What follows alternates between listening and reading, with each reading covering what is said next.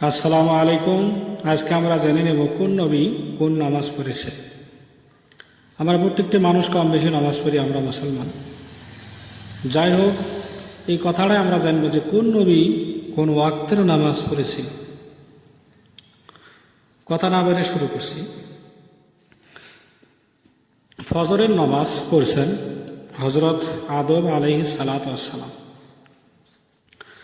জহরের নামাজ পড়ছিলেন হজরত ইব্রাহিম আলাইহিস সালাতু ওয়াস সালাম। আসরের নামাজ পড়ছিলেন হজরত ইউনুস আলাইহিস সালাতু ওয়াস সালাম। মাগরিবের নামাজ পড়েছিলেন হজরত দাউদ আলাইহিস সালাতু ওয়াস সালাম। ইশার নামাজ পড়ছিলেন হজরত মুসা আলাইহিস সালাতু ওয়াস সালাম। তাহাজ্জুদ নামাজ পড়ছিলেন হজরত মুহাম্মদ মুস্তফা সাল্লাল্লাহু আলাইহি ওয়াসাল্লাম। আখিরি নবী তাহাজ্জুদ নামাজ পড়ছিলেন। যাই হোক, ভিডিওটা ভালো লাগলে অবশ্যই লাইক শেয়ার করবেন। আপনি জানলেন আপনার বন্ধু বান্ধবের কাছে শেয়ার করবেন, যাতে আপনার বন্ধু বান্ধবে সে জিনিসটা শিখতে পারে।